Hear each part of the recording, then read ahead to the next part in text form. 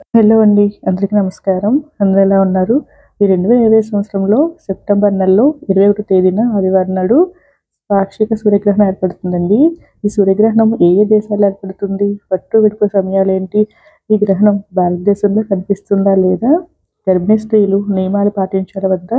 అని అన్ని విషయాలు కూడా ఈ వీడియోలో తెలుసుకుందామండి. వీడియోని ఎక్కడా కూడా స్కిప్ చేయకుండా చివరి వరకు చూస్తే గనుక మీకు అన్ని విషయాలు కూడా క్లియర్‌గా అర్థమవుతాయండి. ఈ ఖగోళ శాస్త్రం ప్రకారం మనకి ప్రతి సంవత్సరం కూడా 4 గ్రహణాలనేవి ఏర్పడతాయండి. సూర్యగ్రహణం ఎప్పుడు అమావాస్య రోజు ఏర్పడితే, చంద్రగ్రహణం ఎప్పుడు కూడా పౌర్ణమి రోజు ఏర్పడుతుందని మనందరికీ తెలిసిన విషయమేనండి. ఈ 2025 సంవత్సరంలో 2 చంద్రగ్రహణాలు ఆల్రెడీ ఏర్పడ్డాయండి. అలాగే ఒక సూర్యగ్రహణం కూడా ఏర్పడిందండి. ఇప్పుడు మనకి రెండవ సూర్యగ్రహణం అనేది ఏర్పడుతుందండి.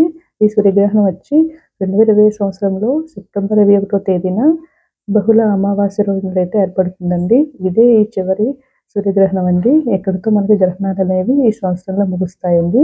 ఈ గ్రహణం వచ్చి భాద్రపద బహుళ అమావాస్య రోజు నాడు అంటే మహాలయ అమావాస్య రోజైతే ఏర్పడుతుందండి. ఈ సూర్యగ్రహణం భారత కాలమాన ప్రకారం పాక్షిక సూర్యగ్రహణం అండి. ఈ గ్రహణం ఎప్పుడు ఏర్పడుతుందో ఇప్పుడు తెలుసుకుందామండి.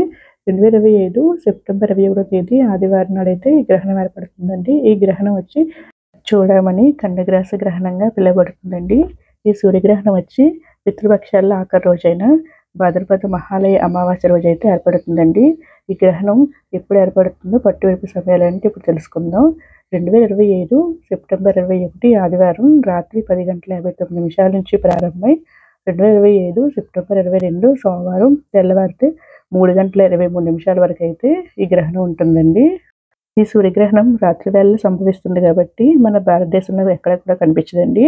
మన భారతదేశంతో పాటు నేపాల్, పాకిస్తాన్, శ్రీలంక, నార్త్ ఆఫ్రికా వంటి ప్రాంతాల్లో కూడా ఈ సూర్యగ్రహణం అనేది కనిపించదండి. మరి ఈ సూర్యగ్రహణం ఏ ఏ ప్రాంతాల్లో, ఏ ఏ దేశాల్లో కనిపిస్తుందో ఇప్పుడు తెలుసుకుందామండి.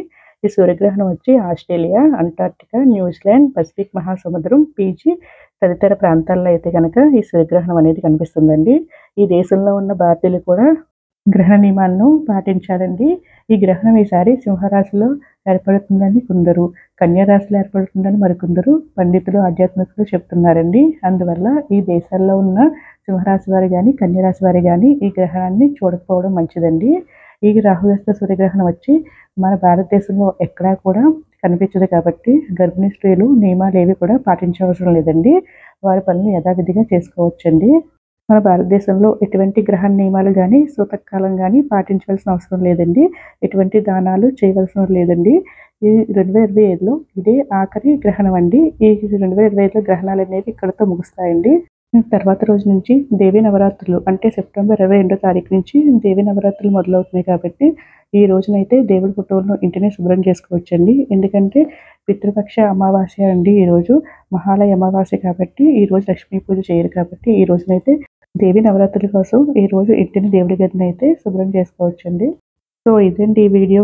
ఈ 2025 సంవత్సరంలో భాద్రపద మాసం అమావాస్య రోజున ఏర్పడే సూర్యగ్రహణం కోసం అన్ని వివరాలు కూడా ఈ వీడియోలో అందించాలని అనుకుంటున్నాను.